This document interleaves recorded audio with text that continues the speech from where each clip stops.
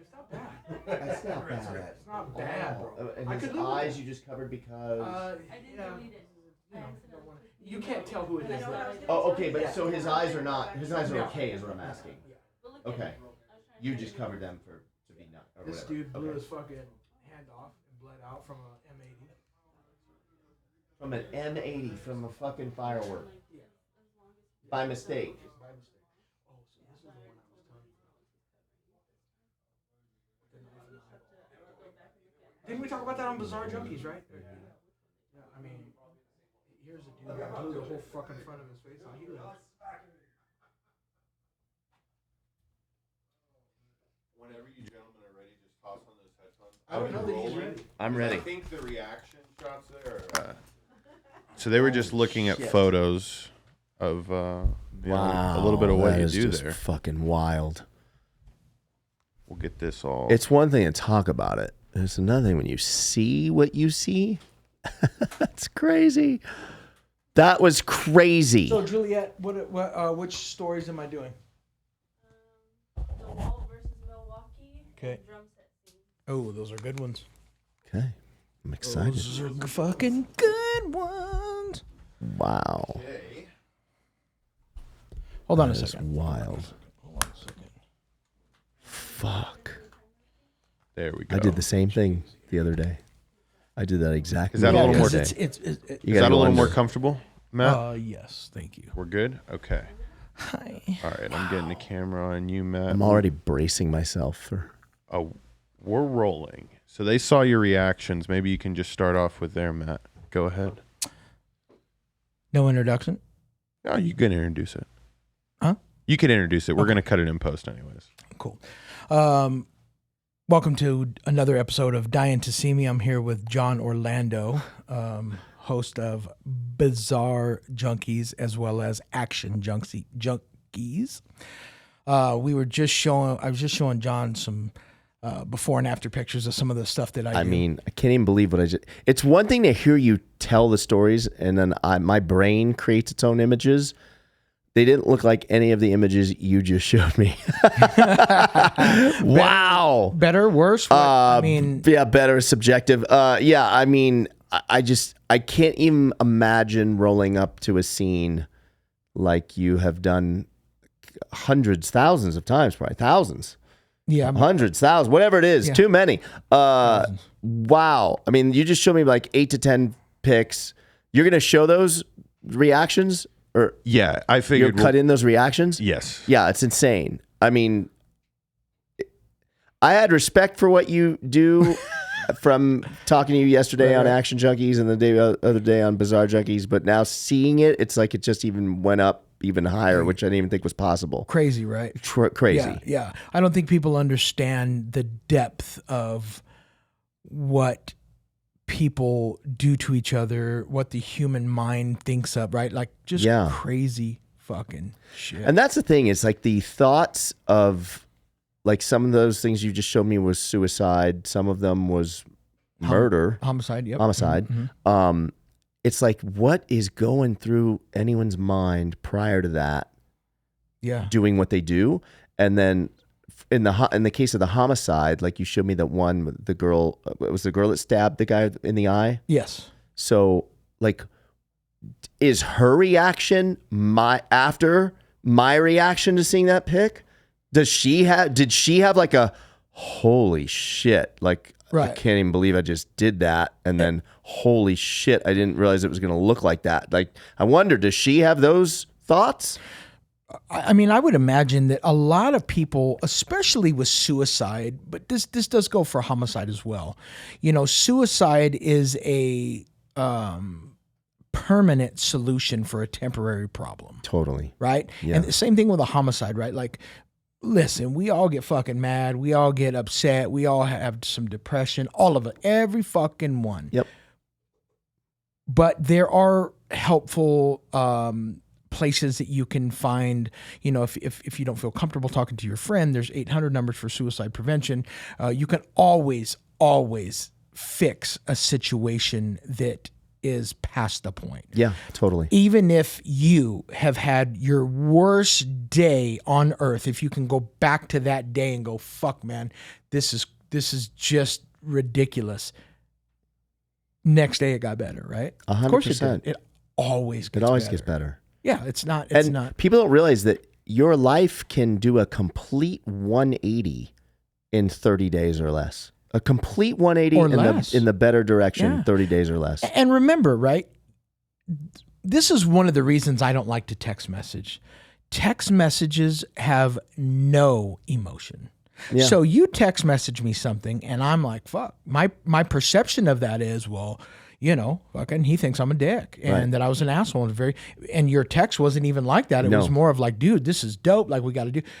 And the perception, right? Yeah. And Our then- brains, sometimes we default to the negative. What's the negative side of this, right? Right. Yeah. Especially if you've been, you know, kind of maybe hurt in relationships or friendships in the past, or, you know, in the past you have had friends do you dirty if you want, right? You go to default, right? Which is, Yeah. it's crazy, right? So just think, man, people go to this default. And I think that's why suicide and homicide is where it is, because people just go to this place in their mind that they just can't get back from, you know? Yeah. And it's sad, you know, we make light of things and dark humor here on Dying to See Me, and we did with Action Junkies. Sure. But you know, it is a serious problem. It is real. But this is, you know, day-to-day life for what I fucking do. This Yeah. is like crazy shit. you Yeah. know? It's so sad to think that all those photos you just showed me, that lives ended that way. It's amazing, whether self-inflicted or someone doing unthinkable things to someone else. Like, what a waste. What a shame. What a terrible thing for like a parent. Like, so would the parents see those photos if they wanted to? You know, that's really up to it's usually up to the detectives, and whether it was a suicide or homicide or whatever the case is, even an unattended death. It could also be up to the coroner's department, right? To show them what their son or daughter looked like, or to actually let them see the body. I know that most police departments are trying to get away from showing anything because of the PTSD that it can cause, and knowing that that's what your child or loved one looked like prior to their life expiring. Is it weird? I feel like I would need to see it. Yeah, so Like for closure, like I am too. I need to see it. As horrible as it is, I would need to see it. I 100% am with you. I have to see it. Yeah. Because you and I are science guys, right? We talked Yeah. about this, right? Yeah, we yeah. need the proof. And don't tell me the story if there's Right. no proof. I want to see the proof. Right. And then the flip side is I would, knowing me, I'll regret seeing it, 100%. but I need to see it. But I got to see it. That's fucked up. But then you go, fuck, why did I see that? Right. Instant, right? Instant. It's like betting $500 hand on blackjack and you lose, right? And then you're like, fuck, why did I do that? What Yeah. the fuck am I doing? But right? I say, why did I do that when I get the 16 before I've even lost? Right. I say, why did I do that? Why did I do the that? 16 Right. makes me say, why did I do that? Yeah. I wanted to share, we had talked about a couple of stories the other day. I wanted to touch base on the DeWalt story, which Yes, Milwaukee. Milwaukee That's DeWalt. all I have locked into my head to ask you about Milwaukee. So the DeWalt Milwaukee story is, so this gentleman, he had a lot of child support. His girlfriend broke up with him. He just was on a downward spiral. And so he goes out to a lake and buys a day fishing pass and goes out there in his truck, and he sets up so that he can overlook the lake. And he sits out there for a couple of hours, and then he writes this suicide note. And he takes a DeWalt skill saw and he pulls the safety back and he cuts him all the way back to his neck. And then obviously, you know, his head falls back and it's like Pac-Man at that point. And he bleeds out and he dies.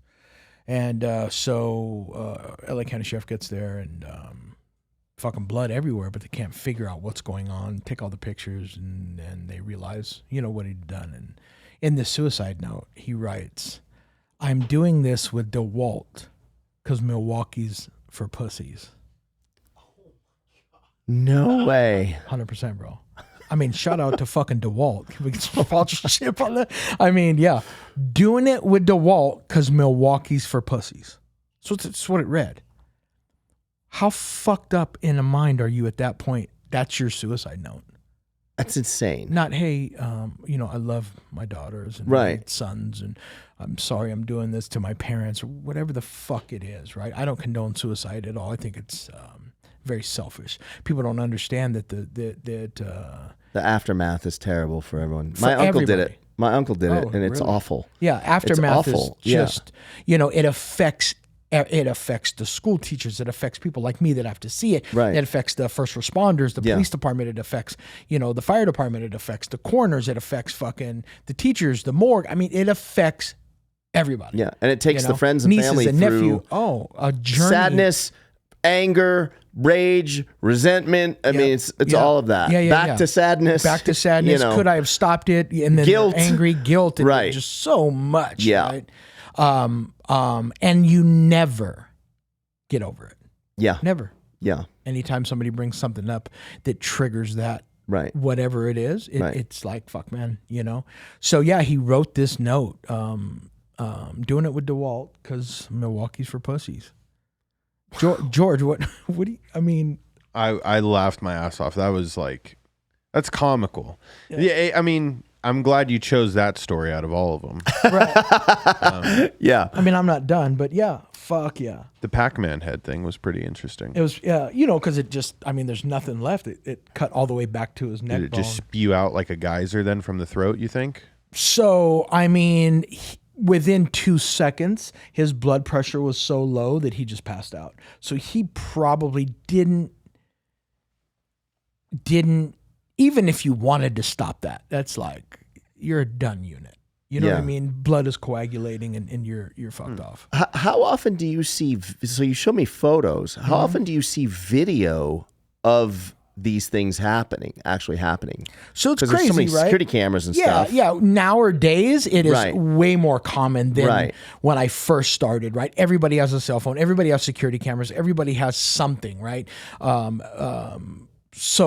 We see a lot of it now compared to back when I first started where it was just rare. But I mean, we're seeing, I would say 40% of our cases are caught on some type of device, I mean, I think that photo that you showed me of the guy that used the shotgun on himself, I feel like if there's some people that they tried to commit suicide, they failed, or they thought about it, they went to counseling.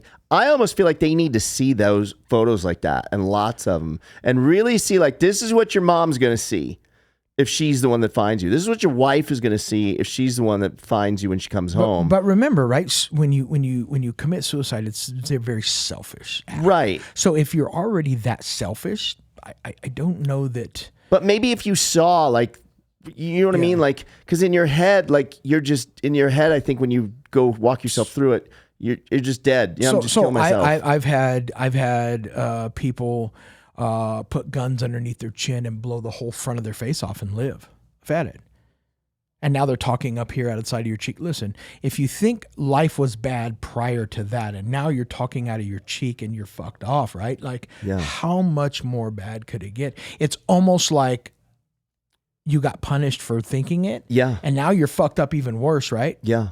What's to stop you from really doing it? Because you're just like, fuck this, right? I can't do it, Do you know, are you familiar with that story? That baseball player, he played for the Giants. I think he was a second baseman. He tried to kill himself, tried to shoot himself, and he shot himself in the eye, and he lived and still made the major leagues with one eye. You know what I'm talking about, George? Maybe by any chance? Well, I can't remember. He just started. I'll find. And he his name. just retired maybe 2 years ago. He didn't play long in the big leagues. I cannot remember this guy's name, Joe something maybe, or I don't know. But he retired, and just his mental health. He made it. And he needed to step away. Drew Robinson, right? For the Giants. Wow. It's an interesting story, but like, I mean that's a failed suicide that actually it ended up okay.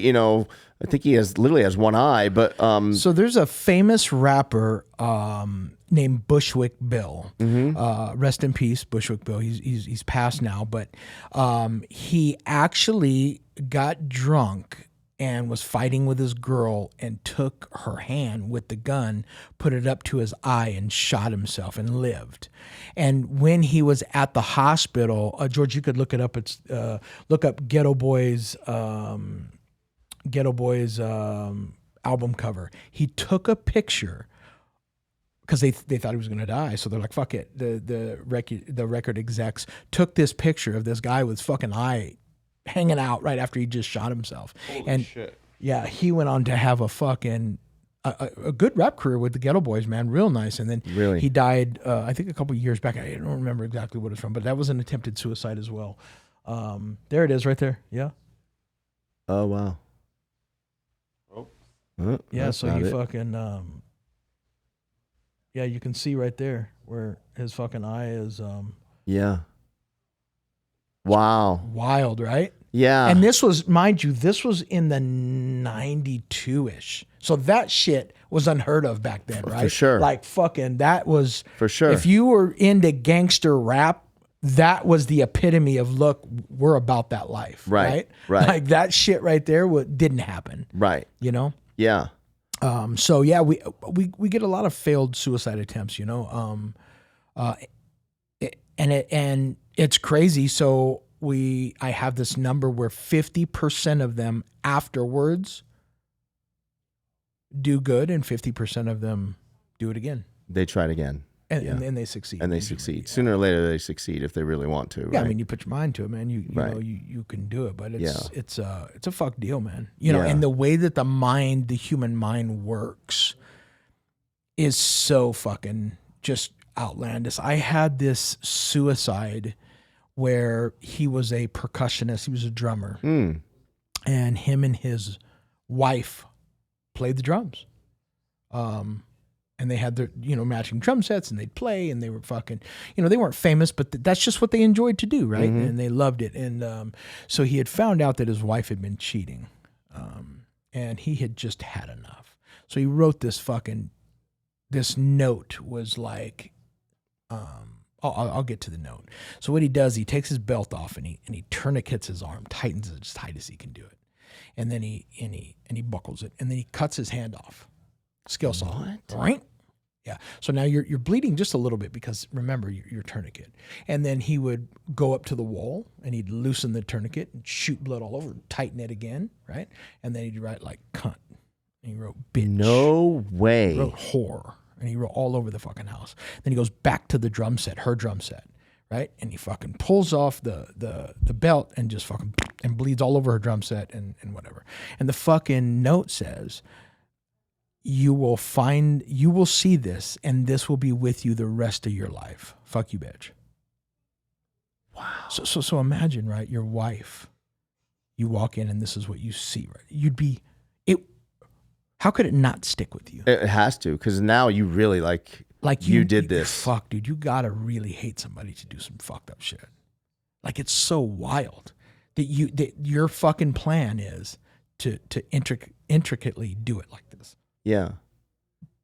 Wow. So how do you trust people, new people that you meet? Like, you see everyone, or you see the aftermath of people that were at their worst. How do you, like, just in business, in personal, whatever, like, how do you I have a human not hate everyone? Yeah. I really live my life day by day. It's very important, right? Of course I save and have savings, and of course I look and have a plan for the future. But it's not to say that fucking death can't happen tomorrow, right? Sure. Or today even, right? Like it's good. So I try to live my life and enjoy it the best way that I can. My wife and I would get into arguments about my loyalty to friends and people were just above and beyond. Like, if you call me at 2 a.m. and you're broke down, I'm getting out of bed and I'm bringing tools and whatever it is. I have the same thing. I'm there, bro. And then she says, these fucking people, they won't It's do not it. reciprocal. No, they won't do it, man. And you just don't see it. My problem is that I want to do anything to make sure that we are good. Yeah. And it's not reciprocated. So my Yeah. wife and I would have these arguments. Like, Yeah. these people are just not doing what you do. Yeah. I have changed And that. do you make excuses for those people as to why it's not reciprocal? Of course, Oh, they're stressed. They got right? this going on. They got that. They can't help it. You don't know our friendship. You know this. I've been with my wife 25 years. I think we married Yeah. at 23. Right? Yeah. So, we've known each other a long time, and she knows, right? And she doesn't say anything when I tell her, like, yeah, man, you don't know this. You don't know. She fucking knows. But I think it just makes me feel better. But I have stepped back since in my 40s.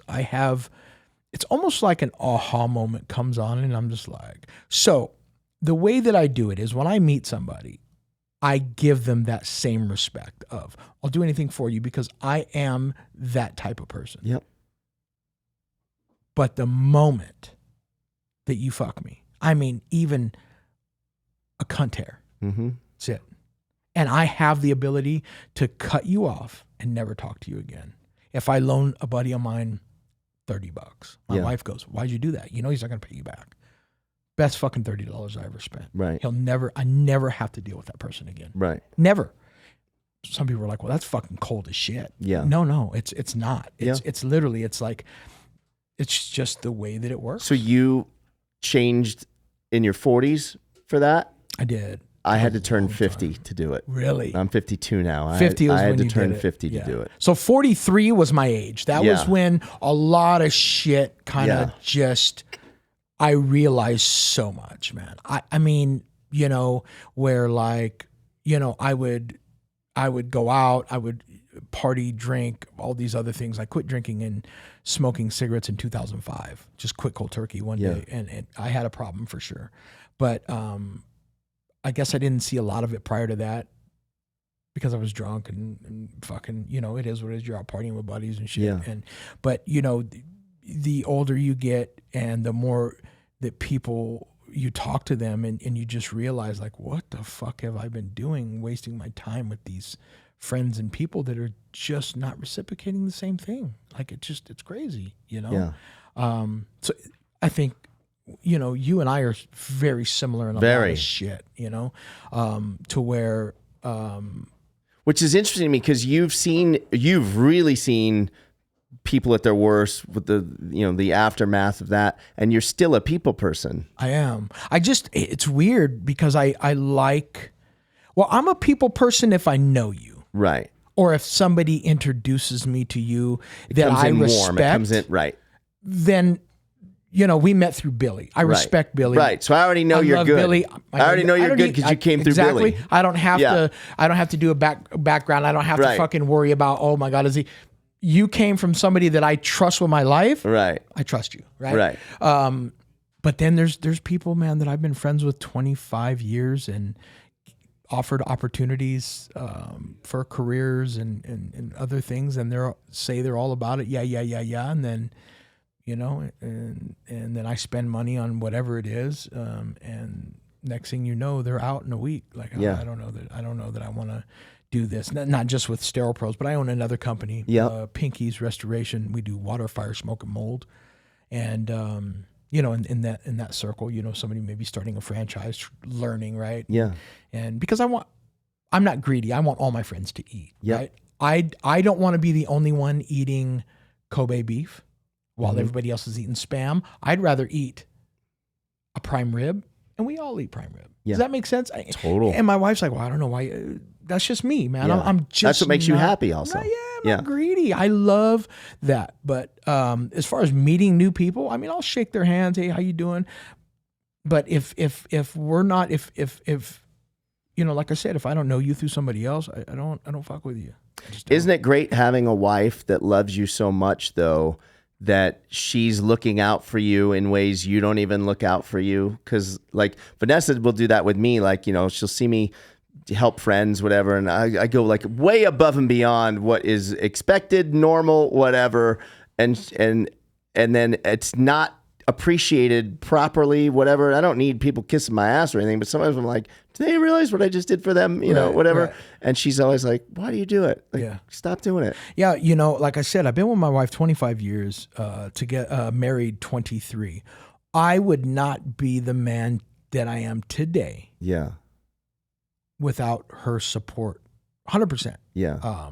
I think as guys, well, I'll just speak about myself. I don't really say it much, how much I appreciate and love her and need her. Like that's just what it is, man. I don't know that I could be with somebody else, or if I'm just not interested. Does that make sense? Yeah, total. Same Like, here. I mean, it's weird. come on, I was a fucking career bachelor. Right. That's You know? you know, back in my day, my wife and It's just I easier, laugh. or it was. Yeah, yeah. You know, I had till you Monday, find the right one. Yeah, I had Monday, Wednesday girls and Tuesday, Thursday girls back in my thinner, days and my days of fucking around and I don't want that now. It's just too much to keep up on. Right. I don't have fucking time, right? who has time to be a bachelor right now, right? Like, fuck, Yeah, so yeah, having her and my kids too, very important in my life. That I have my kids in my life. They're great kids, all of them. They're definitely all into school, definitely into their own little world, but very, very respectful kids. Very, I couldn't have asked for better kids, to be honest with you. Yeah. So, yeah, it's a good thing. Good Yeah. deal. Yeah.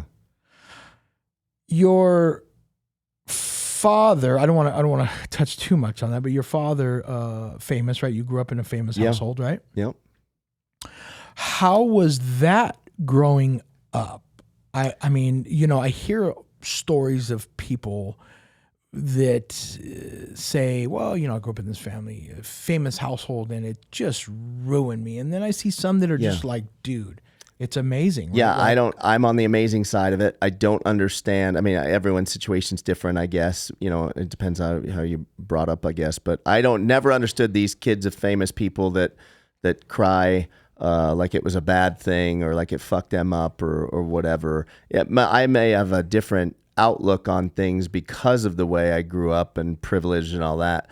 But it's not a bad thing. Like, it's all I know. First of all, I didn't know it. I didn't know that it wasn't really normal, Sure. Until I was older.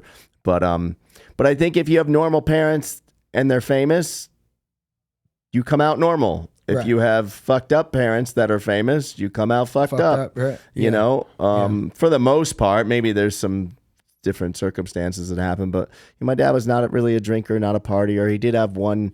Well, maybe a year and a half where he was doing cocaine and got a little crazy, and it definitely fucked his career up to a certain extent, he definitely lost, he's best friends with Freddie Prinze. Remember him, the comedian, and Freddie Prinze Jr.'s dad, for those of you that are young and listening, like George Carmona. And Tell me about him. Yeah, you know who Freddie Jr. is, right? I'm gonna do a little goog. Wow, wait, are you too young to know Freddie Prinze Jr.? I mean, I've heard. Oh, I was about to spell it like Prince. Oh, no, yeah, Prinze. He's an actor. He was in She's All That. Wow. I know what you did last summer.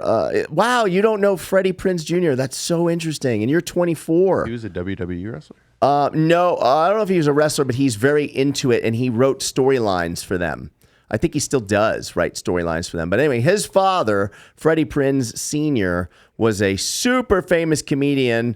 Matter of fact, if you watch Eddie Murphy's act early on, like you watch Delirious, and then you watch Freddie Prinze, you will see that Freddie Prinze 100% influenced Eddie Murphy. Well, he was definitely like influenced my childhood. He's the voice of Scooby-Doo. There you go. Right. Yeah. Fred Jones and Scooby-Doo. Yeah. And I mean, fucking Delirious was, for the kids that don't even get Eddie the Murphy, stand-up. Delirious, one of the best ever. Eddie Murphy, Delirious, and Raw.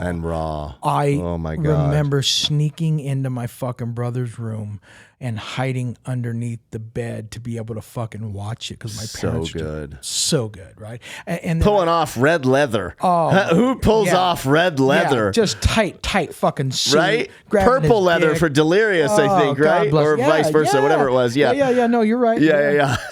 Oh, just Yeah. what So a show. my dad's best friend was Freddie Prinze Sr., And Freddie committed suicide in like Mm-hmm. 77 maybe. Yeah, you know, I don't know where I was going with that, but you know, just, you know, my dad was other than the little episode, you know, with cocaine, whatever, it was normal. It wasn't a drinker, wasn't a partier. My dad didn't really like LA Hollywood life. He's a New Yorker. Never really embraced Hollywood and going out to parties. He just wasn't that guy, you know. So I grew up pretty normal. My last name all through school was Casavitas. His real last name my dad's name is Michael Anthony Orlando Casavitas. Orlando was my uncle's first name. Right. And so when he was starting off being a singer, they were like, Michael Casavitas isn't going to cut it. You need a stage name. And so he got shortened Anthony to Tony and used Orlando, my uncle's. Shout out to Mr. Tony Orlando. Yeah. Thanks, man. Big shout. So yeah, I mean, I had a pretty normal upbringing other than like doing crazy things like taking limos to Dodger games. My mom used to tell like a funny story. Like, you know, we had season tickets and back in the day, and we'd always take a limo to the game. And so one time I was going with my friend's parents and my friend when I was like 10 years old and their season tickets. So I was going with them and I was like, what time's the limo picking us up? Like, I didn't know. Like, not everybody takes a limo to Dodger Stadium. Let me give you a Dodgers. You ready for a fucking Dodgers? Tell me. Oh, okay, here we go. Is this going to make George cringe or no? We're No, safe? You guys might fall off of that couch laughing. Really? Okay. I like it. So I'm on a first date with this chick. I'm probably fucking 19, 20 years old, maybe. Right. On a first date, and I kept telling her, "Hey, what's up, man? We're gonna go back to your place." And she's, you know, playing hard to get, fucking around. I'm there with 3 of my buddies. Rest in peace, Chad Cook, Daniel Johnson, and this guy we call Black Jay. We had 3 J's: Red Jay, White Jay, and Black Jay. I love it. Yeah, I can't keep track of anybody. So we're there, and we're having a good time or whatever. And I told her, "Hey, man, like, what's it gonna take?" And she says, "Go run on that fucking field." And you got it. And I'm like, no way. Let's go. So I get Black Jay. I said, come on, let's go. Go to center field. And he fucking boosts me over. Now, this was back when Raul Mondesi was playing. Oh, my God. Right? Yeah. We're one taking of my it favorites. back. Okay. So he's in center field. And I go out there and I got this big fucking Dodger finger, foam finger, right? And I'm out there and I'm pointing to the crowd. And I'm walking backwards because now I'm looking at the crowd, right? Up here like this. I'm walking backwards and I'm like. On the field. On the field. Walking backwards. I get over, turn around to Raul Mondesi, and I slap Raul Mondesi on the ass. I say, "Hey, what's going on?" He goes, Oh, "Hey, man." my God. He goes, "Just so you fucking know, they're gonna fuck you up when they come out here." I'm like, "Oh, no, come on, man. Like, you know, I don't know no better, right? You see the chicks with the big titties, and they're running on Dodger Stadium and kissing the pitchers. Morgana. Remember Morgana, the kissing bandit? Yeah, Yep. so like nothing like that shit happens, right? Like, so I kind of get out there and so I go and I slide into second base. Now I'm holding this fucking game up like Oh, my God. like- This is I crazy. gotta be able to find this. yes. I think it was on Rogan's Heroes. Man, I don't know if you guys know that, but that was like this. It was like Fred Rogan. Yeah, Fred Rogan. Yes, and the it was sportscaster. Yeah. So Vince Scully was like, "Oh, this is kids' parents didn't teach him right." I mean, all this fucking shit. Damn, you upset Vin. I did. That's bad. Damn. Fucked up, right? Like, how In do I the call church myself of baseball. Damn, a real Matt. Dodger fan, and I get fucking Shit. little Vinny get pissed off. So I stop. I put my hands behind my back. They come up, and I take off running again. I just fucking. Oh, like you were juke going to give up and then. them. Oh yeah, I fucking juking them. I'm doing this shit. I'm holding this fucking game up, bro. How for old are you? 19, 20. Okay. Thin. I mean, I'm fucking getting it. They finally handcuff me, get me in there, start taking me out of the center, and fucking people are throwing water bottles. Boo! They're fucking mad at that they had tackled me and did all this shit. Well, Dodger Stadium has its own jail cells. I don't know if you know that. I didn't. So downstairs, you go to these there's like 3 jail cells, and I'm in there by myself, and I'm thinking to myself, well, okay, well, like, am I in here for the game? And they're like, no, cops coming to get you. And I'm like, what the fuck? What do you mean? So cops pick me up, take me down to L.A. Detention Center, and I'm like, okay, what am I being charged with? And they're like, oh, felony stalking, Oh, shit. unlawful act at a sporting event. I mean, fuck, they hit me with like fucking 10 charges, and I'm like, are you serious? And they're like, Felony stalking. felony stalking. So I'm like, fuck, I'm gonna have to get bailed out, right? And they're like, no, you have a good record from adulthood. We're gonna let you out on OR, which is your own recognizance, and promise to come back. Yeah. So, moral of the story is, if she fucking waits with me, with my buddy Danny waits, and We go and drop Danny off, and she fucking handled it. So All right, but when ending. I go to fucking court, I'm Yeah. thinking to myself, fuck man, I'm going to go to prison over this. Yeah, shit. yeah. Well, Raul Mondesi, shout out to Raul Mondesi, thank you very much. Refused to testify. He goes, I'm not fucking testifying that this guy, he didn't come after me. He simply came out, gave me a good game, told me fucking whatever, and then went on about his business. So I didn't go after Raul Mondesi because Sure. it was Raul Mondesi. I told the judge, look, what about these fucking big titty chicks that come running out there, tits jiggling everywhere, kiss the fucking first baseman or the pitcher. And do Nolan this Ryan. She got Nolan Ryan. I remember Yeah. he got down on one knee and Right. they did like yeah. the whole yeah. So like, what? I mean, come on, like it's all fun and games, but I got a cock, so it's different, right? Right. And so they did a plea bargain. The plea bargain was, I would plead to unlawful act at a sporting event, Okay. misdemeanor, Yeah. and I would have a lifetime ban from Dodger Stadium. I was gonna say if it was today, you would have been banned for life. So that still exists. I got a lifetime ban. No way to lift that. You know, I'm going to tell you like this. I have since been back to Okay. a Dodger game or two. You just got to know you can't fuck around. Right. Don't fuck around and find out Right. at Dodger Stadium. Yeah, I was gonna say if Tommy Lasorda was still alive, I'd get that ban lifted for you, but not gonna happen. Not gonna happen now. Uncle Oh, Tommy's good no old- longer with us. But Good old Mr. Lasorda. yeah, Man, it was that's my crazy Dodgers. Wow. Dodgers story. Yeah. And so the guy I was with, Chad, rest in peace, he had very bad asthma and was laughing so fucking hard that he kept trying to use his inhaler and it just wasn't working. So him and Jay had to fucking leave in a car and go to the emergency room so he could get some steroid injection. wow, Crazy. that's crazy. Dodger So Stadium. in a way, Raul Mondesi changed your life. He did, yeah, because I probably would have went to prison. I mean, I'm Right. sure I could have pled it down But a it might have little been bit. a couple years, Yeah, I mean, right? At least a year. I mean, you got to think of felony, right? If you're going Right. to go to federal prison or a penitentiary, it's 16 months yeah. is the minimum.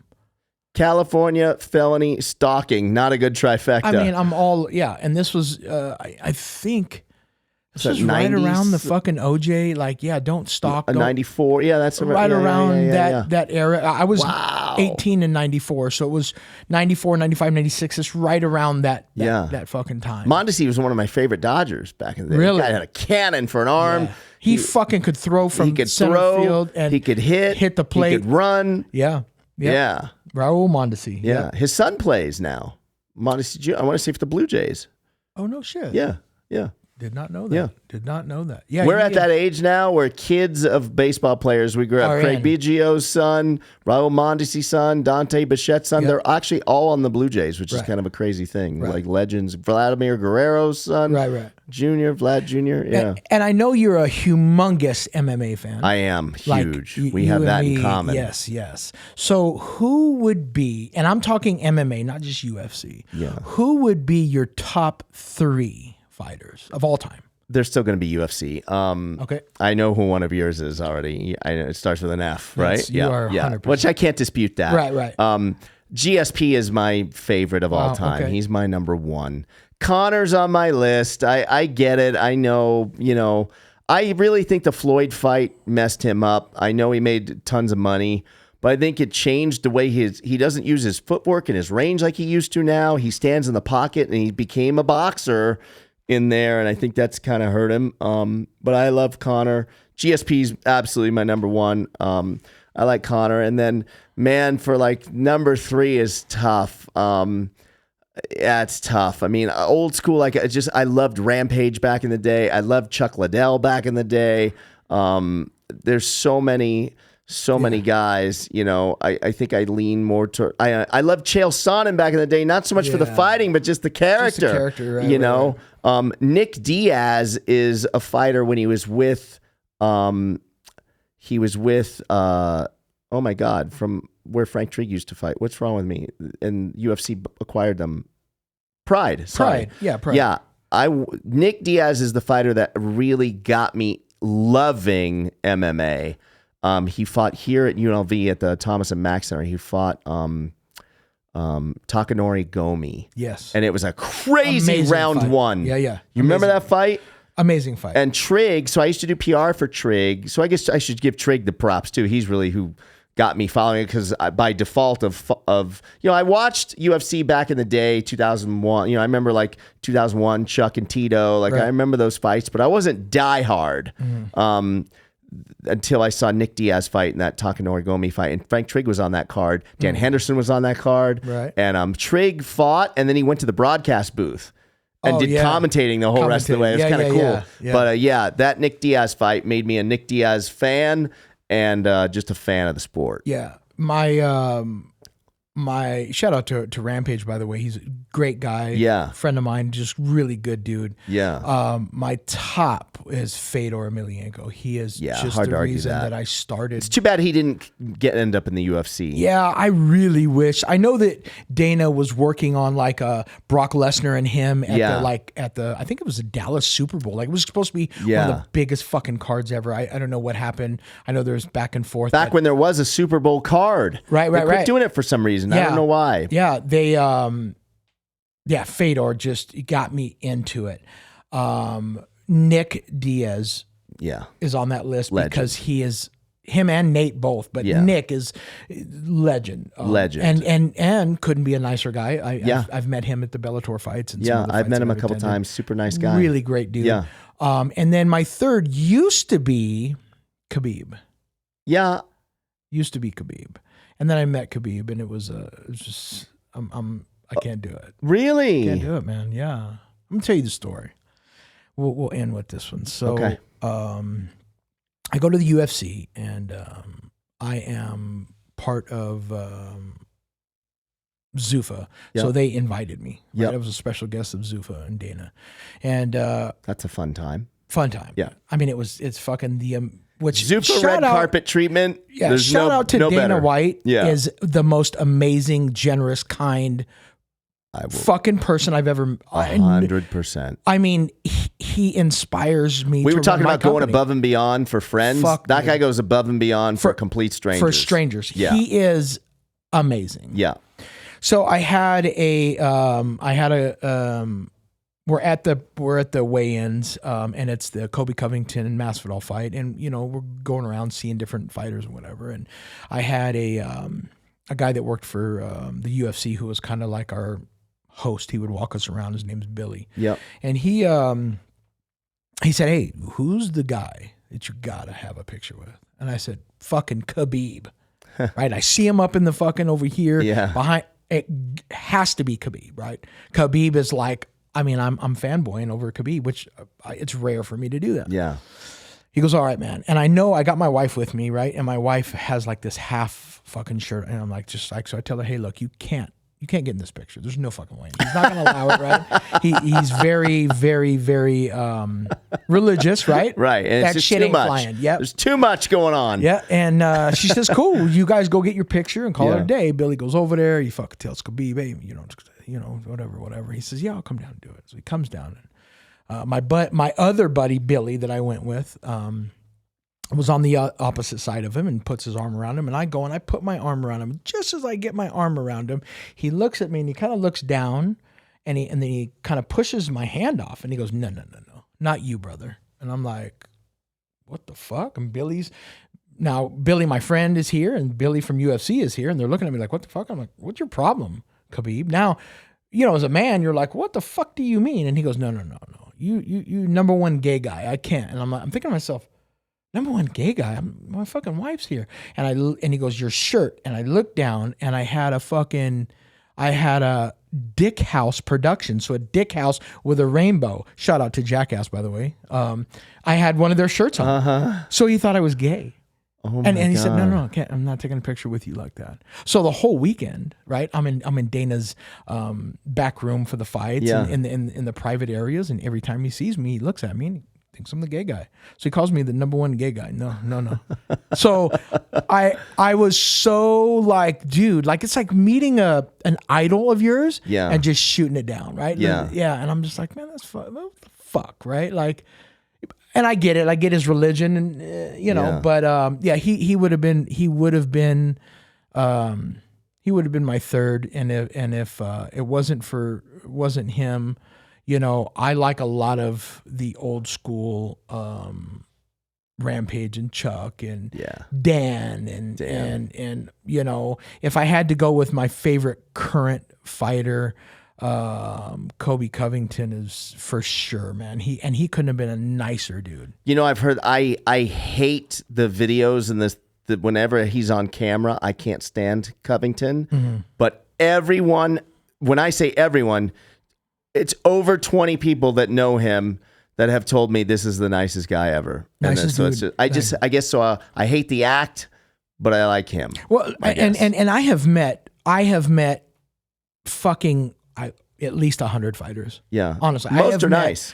There's only been 2 that were not, Yeah. and I'm not using Khabib in that. Yeah. But the rest were, I mean, They're nice. Masvidal, all of them Yeah. were great. Yeah. But there were 2 that were just pretty much like, fuck, I could care less. Yeah, Just real dicks about it. yeah.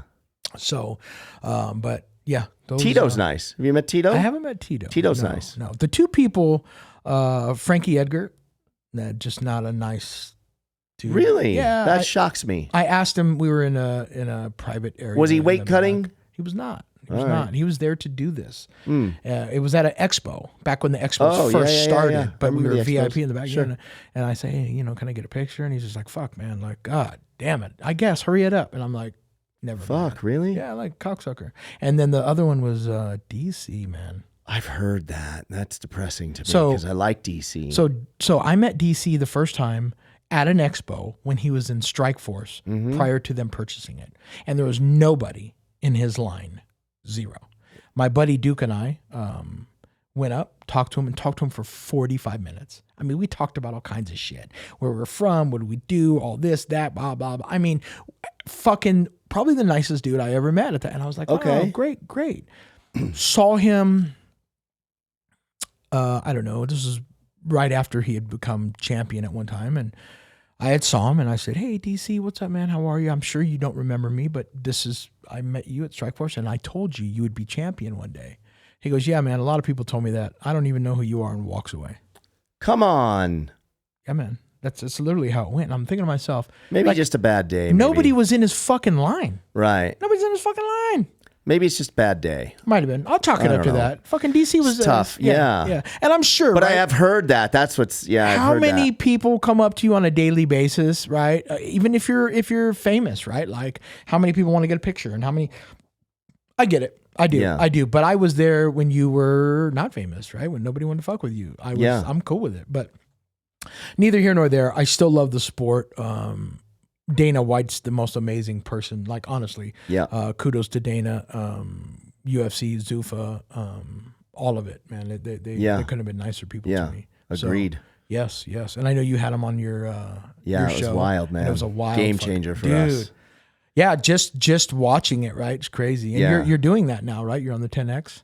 Yeah. Actually, yeah. tonight, we're going to shoot the follow-up. So we did my blood work, like 10 weeks ago, 11 weeks ago. Right. And then we did an episode where Gary Brecka took me through all of my blood work. And then now it's time. I just gave blood again this past Monday.